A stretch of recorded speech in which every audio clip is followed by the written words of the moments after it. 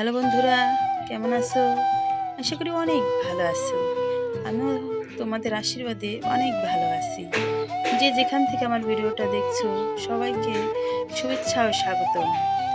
আজ সকাল থেকে ঘুম থেকে উঠিয়ে দেখি প্রচণ্ড রোদ গরম পড়েছে।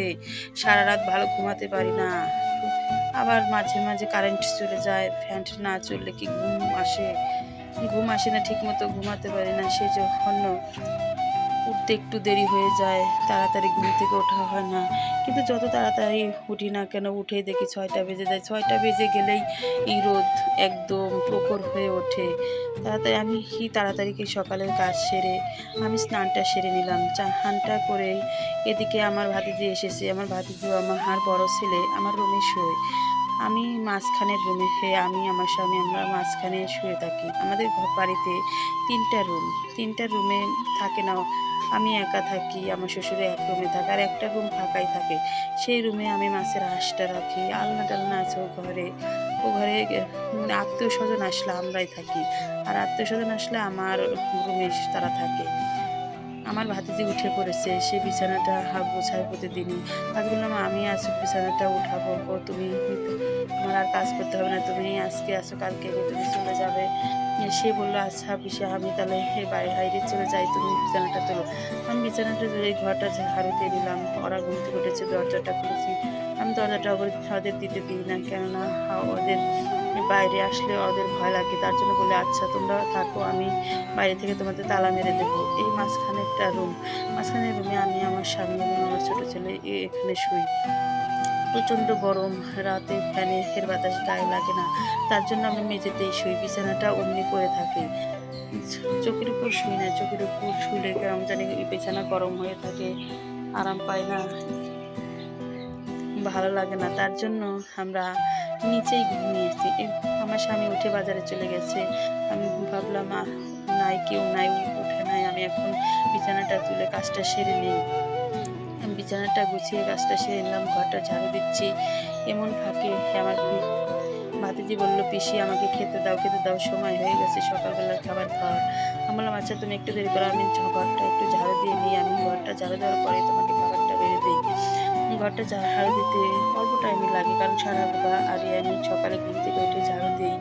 এই আগে সকালের কাজটাই সারি, সকালের কাজটা সেরেই গরমে আমি থাকতে পারি না। তার জন্য সকালের স্নানটাই একদম সকালে ভোরে করে উঠি।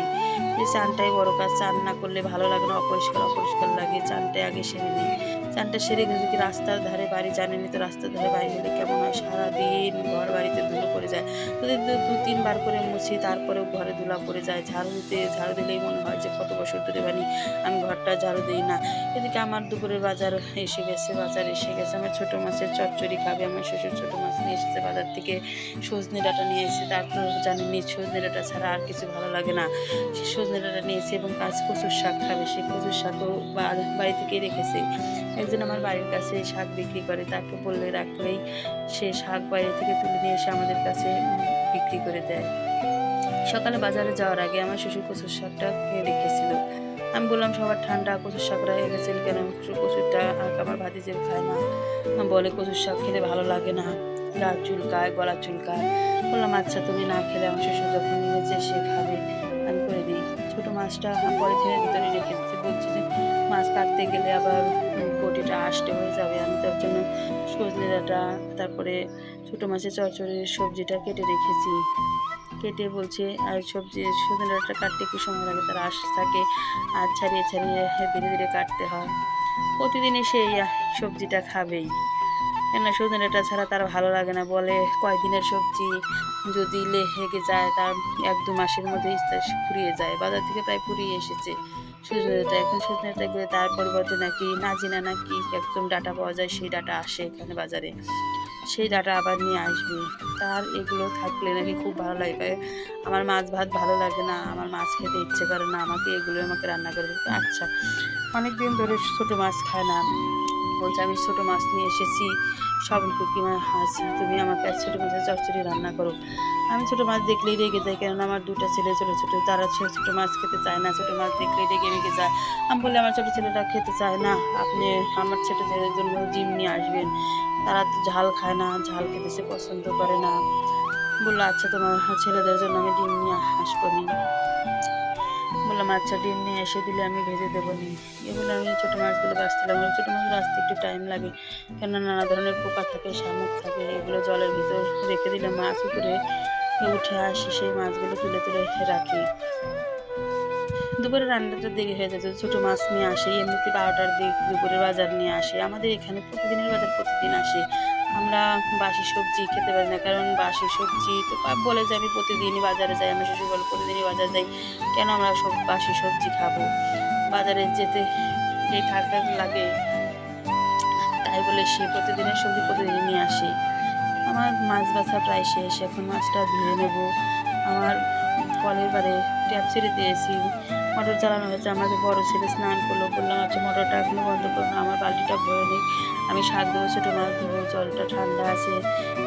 ট্যাঙ্কির জল একদম রোদে গরম হয়ে থাকে, কাজ করতে ভালো লাগে না। এদিকে শীতের দিন আসলে ট্যাঙ্কির জল ঠান্ডা হয়ে থাকে, আর গরমের দিন আসলে গরম, কাজ করে একটু আরাম নেই। স্নান করার জন্য আমি সরাসরি জল বের হওয়ার জন্য একটা ব্যবস্থা রেখেছি, যাতে মোটরটা চালিয়ে দিলে ঠান্ডা জলে আমরা স্নান করতে পারি, তার জন্য এই লাইনটা করে রেখেছি। বললাম যে বালতিটা প্রায় ভরে এসেছে, এখন আমার ছেলেকে বললাম বাবা তুমি মোটরটা বন্ধ করে দাও, আমি শাকটা ধুয়ে নিচ্ছি। শাকটা কিন্তু আমার প্রায় ছোটো মাছ বাছা শেষ, এখন আমি শাকটা ধুয়ে নেব। শাকটা ধুচ্ছি, কচুর শাকটা খেতে ভালোই লাগে, আমি খুব পছন্দ করি কচুর শাক খেতে, কেননা কচুর শাকটা খেলে পেট পরিষ্কার হয়, খেতে ভালো লাগে। এই মাসে কচুর শাকটা খেতে ভালো লাগে। আমার সঙ্গে ভাতিজি খায় না, বললাম তুমি খেও না, আমরাই খাবো না, যেহেতু রেখেছি যখন। আর কয়েকদিন ধরে শাক পাতা খাওয়া হয় না, শাক বাজারে সেরকম পাওয়া যায় না, শুধু শাক, পুঁই শাক আর পাট শাক।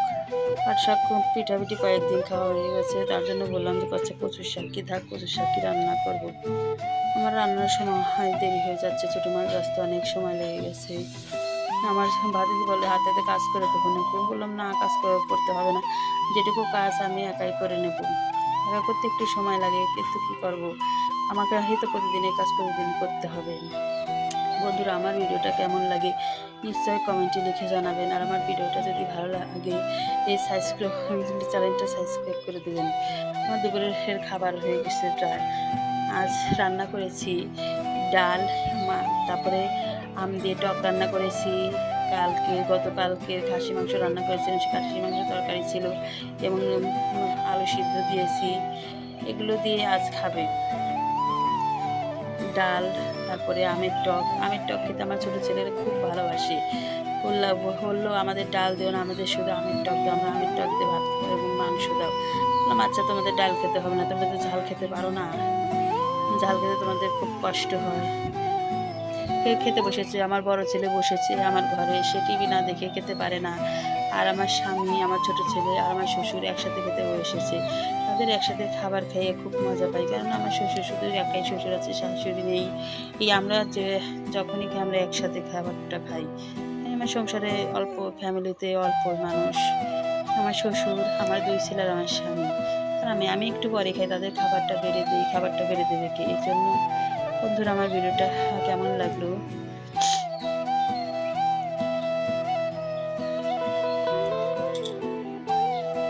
ভিডিওটা ভালো লাগে ভিডিওটা স্কিপ না করে পুরো ভিডিওটা নিয়ে দেখবেন, নিশ্চয়ই ভালো লাগবে। আশা করি ভালো লাগার জন্য ভিডিওটা করলাম, কেমন লাগে নিশ্চয়ই লিখে জানাবেন। বন্ধুরা ভালো থাকবেন, সুস্থ থাকবেন, এই কেমন হয়। আমার ভিডিওটা শেষ করব, আমার ভিডিওটা নিশ্চয়ই দেখবেন, কেননা আমি নতুন কাজ করছি, ভুল হলে সেই ভুলগুলো সমাধান করব, আপনারা ভুলটা ধরিয়ে দেবেন। ভালো লাগলে সাবস্ক্রাইব করবেন। এক কথা বারবার বলি, আমি সাবস্ক্রাইব আমার খুব কম, এই জন্য বলি আমার চ্যানেলটা সাবস্ক্রাইব করে দেবেন। দুপুরের খাওয়াটা প্রায় শেষ, বন্ধুরা ভালো থাকবেন।